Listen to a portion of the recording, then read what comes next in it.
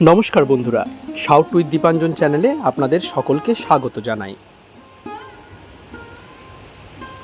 যুগাচার্য স্বামী বিবেকানন্দ হিন্দু ধর্ম বিষয়ে বিভিন্ন সময়ে বিভিন্ন বক্তৃতা দিয়েছিলেন। আমরা শুরু করছি যে পাঠ, তার নাম হিন্দু ধর্ম। এই বিষয়ে আলোকপাত করেছেন স্বামী বিবেকানন্দ। চলুন আজকের পর্বটি শুরু করা যাক।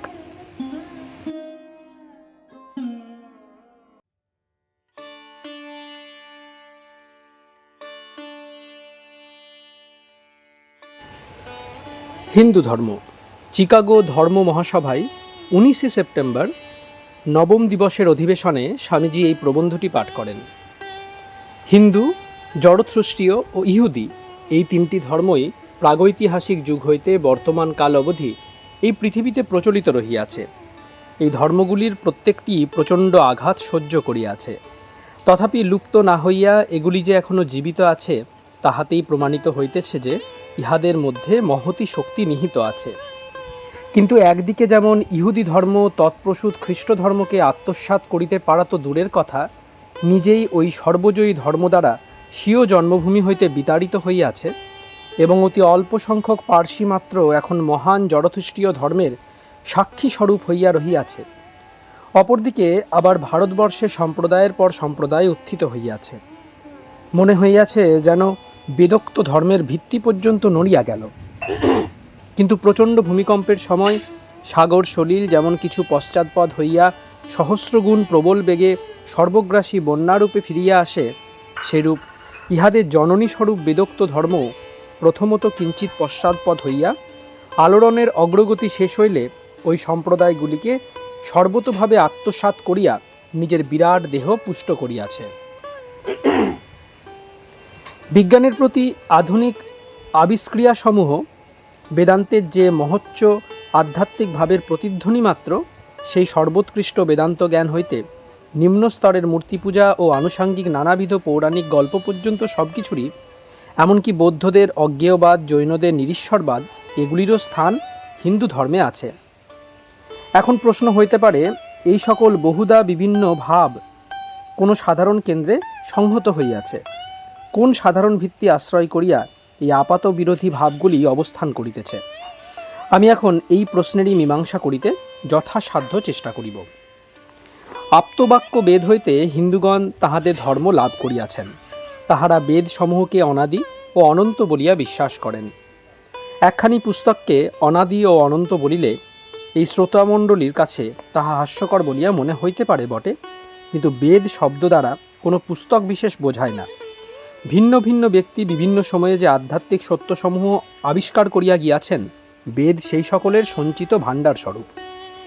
আবিষ্কৃত হইবার পূর্বেও মাধ্যাকর্ষণের নিয়মাবলী যেমন সর্বত্রই বিদ্যমান ছিল, এবং সমুদয় মনুষ্য সমাজ ভুলিয়া গেলেও যেমন ওইগুলি বিদ্যমান থাকিবে, আধ্যাত্মিক জগতের নিয়মাবলীও সেইরূপ।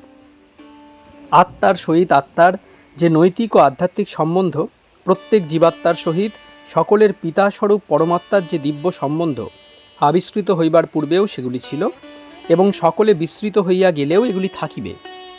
এই আধ্যাত্মিক সত্যগুলির আবিষ্কারকগণের নাম ঋষি। আমরা তাহাদিগকে সিদ্ধ বা পূর্ণ বলিয়া ভক্তিও মান্য করি। আমি এই শ্রোতিমণ্ডলীকে অতি আনন্দের সহিত বলিতেছি যে অতিশয় উন্নত ঋষিদের মধ্যে কয়েকজন নারীও ছিলেন। এ স্থলে এরূপ বলা যাইতে পারে যে উচ্চ আধ্যাত্মিক নিয়মাবলী নিয়মরূপে অনন্ত হইতে পারে, কিন্তু অবশ্যই তাহাদের আদি আছে। বেদ বলেন সৃষ্টি অনাদি ও অনন্ত। বিজ্ঞানও প্রমাণ করিয়াছে যে বিশ্বশক্তির সমষ্টি সর্বদা সমপরিমাণ। আচ্ছা, যদি এমন এক সময়ের কল্পনা করা যায় যখন কিছুই ছিল না, তবে এই সকল ব্যক্তি শক্তি তখন ছিল কোথায়? কেহ বলিবেন যে এগুলি অব্যক্ত অবস্থায় ঈশ্বরেই ছিল।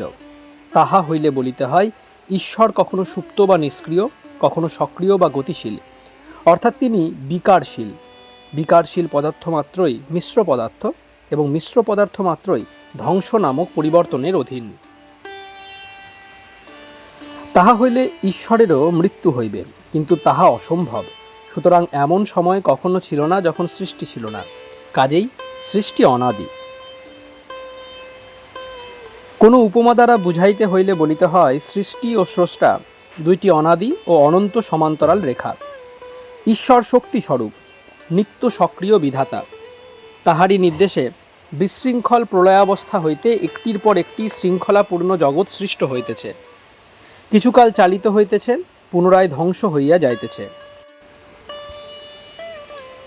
হিন্দু বালক গুরুর সহিত প্রতিদিন আবৃত্তি করিয়া থাকে, সূর্যা চন্দ্রমস্য ধাতা যথা পূর্বম কল্পয়াত, অর্থাৎ বিধাতা পূর্ব পূর্ব কল্পের সূর্য ও চন্দ্রের মতো এই সূর্য ও চন্দ্রের সৃষ্টি করিয়াছেন। ইহা আধুনিক বিজ্ঞানসম্মত। আমি এখানে দাঁড়াইয়া আছি, যদি চক্ষু মুদ্রিত করিয়া আমার সত্তা সম্বন্ধে চিন্তা করিবার চেষ্টা করি, আমি আমি আমি, তাহা হইলে আমার মনে কি ভাবের উদয় হয়? এই দেহই আমি, এই ভাবই মনে আসে। তবে কি আমি জড়ের সমষ্টি ছাড়া আর কিছু নই? বেদ বলিতেছেন, না, আমি দেহ মধ্যস্থ আত্মা, আমি দেহ নই। দেহ মরিবে, কিন্তু আমি মরিব না। আমি এই দেহের মধ্যে আছি, কিন্তু যখন এই দেহ মরিয়া যাইবে তখনও আমি বাঁচিয়া থাকিব, এবং এই দেহের জন্মের পূর্বেও আমি ছিলাম। আত্মা শূন্য হইতে সৃষ্ট নয়, কারণ সৃষ্টি শব্দের অর্থ বিভিন্ন দ্রব্যের সংযোগ। ভবিষ্যতে এগুলি নিশ্চয়ই আবার বিচ্ছিন্ন হইবে। অতএব আত্মা যদি সৃষ্ট পদার্থ হন, তাহা হইলে তিনি মরণশীলও বটে। সুতরাং আত্মা সৃষ্ট পদার্থ নন। কেউ জন্মিয়া অবধি সুখ ভোগ করিতেছে, শরীর সুস্থ ও সুন্দর, মন উৎসাহপূর্ণ, কিছুরই অভাব নাই। আবার কেহ জন্মিয়া অবধি দুঃখ ভোগ করিতেছে, কাহারও হস্তপদ নাই, কেহ বা জড়বুদ্ধি এবং অতি কষ্টে জীবন যাপন করিতেছে। যখন সকলেই এক ন্যায়পরায়ণ ও করুণাময় ঈশ্বর দ্বারা সৃষ্ট, তখন কেহ সুখী এবং কেহ দুঃখী হইল কেন? ভগবান কেন এত পক্ষপাতী? যদি বলো যে যাহারা এই জন্মে দুঃখ ভোগ করিতেছে, পরজন্মে তাহারা সুখী হইবে, তাহাতে অবস্থার কিছু উন্নতি হইল না। দয়াময় ও ন্যায়পরায়ণ ঈশ্বরের রাজ্যে একজনও কেন দুঃখ ভোগ করিবে? দ্বিতীয়ত, সৃষ্টিকর্তা ঈশ্বরকে এভাবে দেখিলে এই দৃষ্টিভঙ্গির ভিতর সৃষ্টির অন্তর্গত অসঙ্গতির কোনো কারণ প্রদর্শন করার চেষ্টাও লক্ষিত হয় না, পরন্তু এক সর্বশক্তিমান স্বেচ্ছাচারী পুরুষের নিষ্ঠুর আদেশই স্বীকার করিয়া লইয়া হল। স্পষ্টতই ইহা অবৈজ্ঞানিক। অতএব স্বীকার করিতে হইবে, সুখী বা দুঃখী হইয়া জন্মিবার পূর্বে নিশ্চয়ই বহুবিধ কারণ ছিল, যাহার ফলে জন্মের পর মানুষ সুখী বা দুঃখী হয়। তাহার নিজের পূর্বজন্মের কর্মসমূহেই সেসব কারণ। দেহ মনের প্রবণতা মাতা পিতার দেহ মনের প্রবণতা হইতেই উত্তরাধিকার সূত্রে লব্ধ হয় নাকি? দেখা যাইতেছে যে দুইটি সত্তা সমান্তরাল রেখায় বর্তমান, একটি মন, অপরটি স্থূল পদার্থ। যদি জড় ও জড়ের বিকার দ্বারাই আমাদের অন্তর্নিহিত সকল ভাব যথেষ্টভাবে ব্যাখ্যাত হয়, তবে আর আত্মার অস্তিত্ব স্বীকার করিবার কোনো আবশ্যকতা থাকিতে পারে না। কিন্তু জড় হইতে চিন্তা উদ্ভূত হইয়াছে, ইহা প্রমাণ করা যায় না। এবং যদি দার্শনিক দৃষ্টিকোণ হইতে একত্ববাদ অপরিহার্য হয়, তবে আধ্যাত্মিক একত্ববাদ নিশ্চয়ই যুক্তিসঙ্গত, এবং জড়বাদী একত্ববাদ অপেক্ষা ইহা কম বাঞ্ছনীয় নয়। কিন্তু বর্তমান প্রসঙ্গে এই দুইটির কোনোটিরই প্রয়োজন নাই। আমরা অস্বীকার করিতে পারি না, শরীর মাত্রেই উত্তরাধিকার সূত্রে কতকগুলি প্রবণতা লাভ করে, কিন্তু সেগুলি সম্পূর্ণ দৈহিক। এই দৈহিক প্রবণতার মাধ্যমেই মনের বিশেষ প্রবণতা ব্যক্ত হয়। মনের এরূপ বিশেষ প্রবণতার কারণ পূর্বানুষ্ঠিত কর্ম। বিশেষ কোনো প্রবণতা সম্পন্ন জীব সদৃশ বস্তুর প্রতি আকর্ষণের নিয়মানুসারে এমন এক শরীরে জন্মগ্রহণ করিবে, যাহা তাহার ওই প্রবণতা বিকশিত করিবার সর্বশ্রেষ্ঠ সহায় হয়। ইহা সম্পূর্ণভাবে বিজ্ঞানসম্মত, কারণ বিজ্ঞান অভ্যাস দ্বারা সব কিছু ব্যাখ্যা করিতে চায়। অভ্যাস আবার পুনঃ পুনঃ অনুষ্ঠানের ফল। সুতরাং অনুমান করিতে হইবে নবজাত প্রাণীর স্বভাবও তাহার পুনঃ পুনঃ অনুষ্ঠিত কর্মের ফল, এবং যেহেতু তাহার পক্ষে বর্তমান জীবনে ওইগুলি লাভ করা অসম্ভব, অতএব অবশ্যই পূর্বজীবন হইতেই ওইগুলি আসিয়াছে। আরেকটি প্রশ্নের ইঙ্গিত আছে। স্বীকার করা গেল পূর্বজন্ম আছে, কিন্তু পূর্ব জীবনের বিষয় আমাদের মনে থাকে না কেন? ইহা সহজেই বোঝানো যাইতে পারে। আমি এখন ইংরাজিতে কথা বলিতেছি, ইহা আমার মাতৃভাষা নয়। বাস্তবিক এখন আমার চেতন মনে মাতৃভাষার একটি অক্ষরও নাই। কিন্তু যদি আমি মনে করিতে চেষ্টা করি, তাহা হইলে উহা এখনই প্রবল বেগে মনে উঠিবে। এই ব্যাপারে বোঝা যাইতেছে, মনোসমুদ্রের উপরিভাগেই চেতন ভাব অনুভূত হয়, এবং আমাদের পূর্বার্জিত অভিজ্ঞতায় সেই সমুদ্রের গভীর দেশে সঞ্চিত থাকে। চেষ্টা ও সাধনা করো, ওইগুলি সব উপরে উঠিয়া আসিবে। এমনকি পূর্বজন্ম সম্বন্ধেও তুমি জানিতে পারিবে। পূর্বজন্ম সম্বন্ধে ইহাই সাক্ষাৎ ও পরীক্ষামূলক প্রমাণ। কার্যক্ষেত্রে সত্যতা নির্ণীত হইলেই কোনো মতবাদ সম্পূর্ণভাবে প্রমাণিত হয় এবং ঋষিগণ সমগ্র জগতে সদর্পে ঘোষণা করিতেছেন স্মৃতিসাগরের গভীরতম প্রদেশ কিরূপে আলোড়িত করিতে হয় এবং সেই রহস্য আমরা আবিষ্কার করিয়াছি। সাধনা করো, তোমরাও পূর্বজন্মের সকল কথা মনে করিতে পারিবে। অতএব দেখা গেল হিন্দু নিজের আত্মা বলিয়া বিশ্বাস করে। সেই আত্মাকে তরবারি ছেদন করিতে পারে না, অগ্নিদগ্ধ করিতে পারে না, জল আর্দ্র করিতে পারে না এবং বায়ু শুষ্ক করিতে পারে না। হিন্দু বিশ্বাস করে সেই আত্মা এমন একটি বৃত্ত যাহার পরিধি কোথাও নাই, কিন্তু যাহার কেন্দ্র দেহ মধ্যে অবস্থিত, এবং সে কেন্দ্রের দেহ হইতে দেহান্তরে গমনের নামই মৃত্যু। আর আত্মা জড় নিয়মের বশীভূত নন। আত্মা নিত্য শুদ্ধ বুদ্ধ মুক্ত স্বভাব, কিন্তু কোনো কারণবশত জড়ে আবদ্ধ হইয়াছেন ও নিজেকে জড় মনে করিতেছেন। পরবর্তী প্রশ্ন, কেন এই শুদ্ধ পূর্ণ ও মুক্ত আত্মা জড়ের দাসত্ব নিগড়ে আবদ্ধ? পূর্ণ হইয়াও কেন তিনি নিজের অপূর্ণের ন্যায় মনে করিতেছেন? শুনিয়াছি কেহ কেহ মনে করেন এই প্রশ্নের যথাযথ মীমাংসা করিতে পারিবেন না বলিয়া হিন্দুগণ উহা এড়াইয়া চলিতে চেষ্টা করেন। কোনো কোনো পণ্ডিত আত্মা ও জীব এই দুয়ের মধ্যে কতকগুলি পূর্ণকল্প সত্তার অস্তিত্ব কল্পনা করিয়া এ প্রশ্নের মীমাংসা করিতে চান এবং শূন্যস্থান পূর্ণ করিতে বহুবিধ সুদীর্ঘ বৈজ্ঞানিক সংজ্ঞা ব্যবহার করেন, কিন্তু সংজ্ঞা দিলেই ব্যাখ্যা করা হয় না। প্রশ্ন যেমন তেমনই রহিল। যিনি পূর্ণ তিনি কেমন করিয়া পূর্ণকল্প হইতে পারেন? যিনি নিত্য শুদ্ধ বুদ্ধ মুক্ত স্বভাব, কেমন করিয়া তাহার সেই স্বভাবের অনুমাত্র ব্যতিক্রম হয়? হিন্দুগণ এ সম্বন্ধে সরল ও সত্যবাদী। তাহারা মিথ্যা তর্কযুক্তির আশ্রয় গ্রহণ করিতে চাহেন নাই। তাহারা সাহসের সহিত এই প্রশ্নের সম্মুখীন হন এবং উত্তরে বলেন, জানি না কেমন করিয়া পূর্ণ আত্মা নিজেকে অপূর্ণ এবং জড়ের সহিত যুক্ত ও জড়ের নিয়মাধীন বলিয়া মনে করেন। কিন্তু তাহা সত্ত্বেও ব্যাপারটি তো অনুভূত সত্য। প্রত্যেকেই তো নিজেকে দেহ বলিয়া মনে করে। কেন এইরূপ হলো, কেনই বা আত্মা এই দেহে রহিয়াছেন, এ তত্ত্ব তাহারা ব্যাখ্যা করিবার চেষ্টা করেন না। ইহা ঈশ্বরের ইচ্ছা, এরূপ বলিলে কিছুই ব্যাখ্যা করা হইল না। হিন্দুরা যে বলেন আমি জানি না, তাহা অপেক্ষা এই উত্তর আর বেশি কিছু নয়। বেশ, তাহা হইলে বোঝা গেল যে মানুষের আত্মা অনাদি, অমর, পূর্ণ ও অনন্ত এবং কেন্দ্র পরিবর্তন বা দেহ হইতে দেহান্তরে গমনের নামই মৃত্যু। বর্তমান অবস্থা পূর্বানুষ্ঠিত কর্ম দ্বারা এবং ভবিষ্যৎ বর্তমান কর্ম দ্বারা নিরূপিত হয়। আত্মা জন্ম হইতে জন্মের পথে, মৃত্যু হইতে মৃত্যুর দিকে কখন বিকশিত হইয়া, কখনো সংকুচিত হইয়া অগ্রসর হইতেছেন। কিন্তু এখানে আরেকটি প্রশ্ন ওঠে, প্রচণ্ড বায়ুমুখে ক্ষুদ্র তরণী যেমন একবার ফেনময় তরঙ্গের শীর্ষে উঠিতেছে, পরক্ষণেই মুখ্য বেদানকারী তরঙ্গ গহ্বরে নিক্ষিপ্ত হয়, সেইরূপ আত্মাও কি সৎ কর্মের একান্ত বশবর্তী হইয়া ক্রমাগত একবার উঠিতেছে ও একবার পড়িতেছে? আত্মা কি নিত্য প্রবাহিত প্রচণ্ড গর্জনশীল অদম্য কার্যকারণ স্রোতে দুর্বল অসহায় অবস্থায় ক্রমাগত ইতস্তত বিতাড়িত হইতেছে? আত্মা কি একটি ক্ষুদ্র কীটের মতো কার্যকারণ চক্রের নিম্নে স্থাপিত, আর ওই চক্র সম্মুখে যাহা পাইতেছে তাহাই চূর্ণ করিয়া ক্রমাগত বিঘূর্ণিত হইতেছে?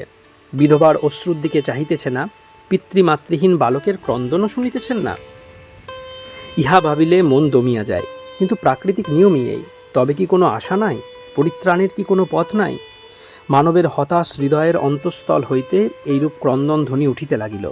করুণাময়ের সিংহাসন সমীপে উহা উপনীত হইল।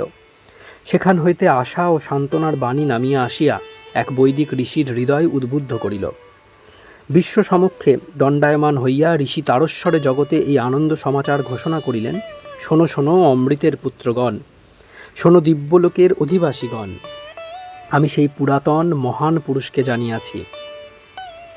আদিত্যের ন্যায় তাহার বর্ণ, তিনি সকল অজ্ঞান অন্ধকারের পারে। তাহাকে জানিলেই মৃত্যুকে অতিক্রম করা যায়, আর অন্য পথ নাই। অমৃতের পুত্র, কি মধুর ও আশার নাম!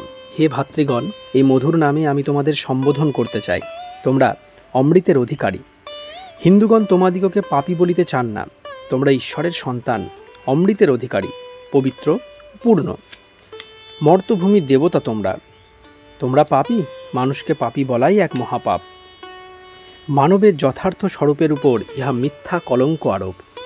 ওঠো, এসো, সিংহস্বরূপ হইয়া তোমরা নিজেদের মেঘতুল্য মনে করিতেছ, ভ্রম জ্ঞান দূর করিয়া নাও। তোমরা অমর আত্মা, মুক্ত আত্মা, চির আনন্দময়। তোমরা জড় নও, তোমরা দেহ নও, জড় তোমাদের দাস, তোমরা জড়ের দাস নও।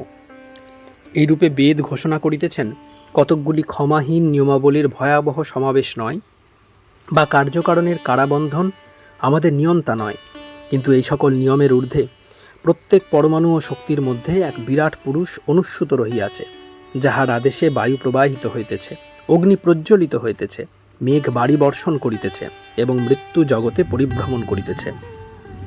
তাহার স্বরূপ কি? তিনি সর্বব্যাপী, শুদ্ধ, নিরাকার, সর্বশক্তিমান, সকলের উপরই তাহার করুণা। তুমি আমাদের পিতা, তুমি আমাদের মাতা, তুমি আমাদের পরম প্রেমাস্পদ সখা বন্ধু, তুমি সমস্ত শক্তির মূল, তুমি আমাদের শক্তি দাও, তুমি বিশ্বজগতের ভার ধারণ করিয়া আছো, এই ক্ষুদ্র জীবনের ভার বহন করিতে আমায় সাহায্য করো। বৈদিক ঋষিগণ এইরূপ গানই গাহিয়াছেন। আমরা কিভাবে তাহাকে পূজা করিব? প্রীতি ভালোবাসা দিয়া, প্রেমাস্পদ রূপে ঐহিক ও পারত্রিক সমুদায় প্রিয় বস্তু অপেক্ষা প্রিয়তর রূপে তাহাকে পূজা করিতে হইবে।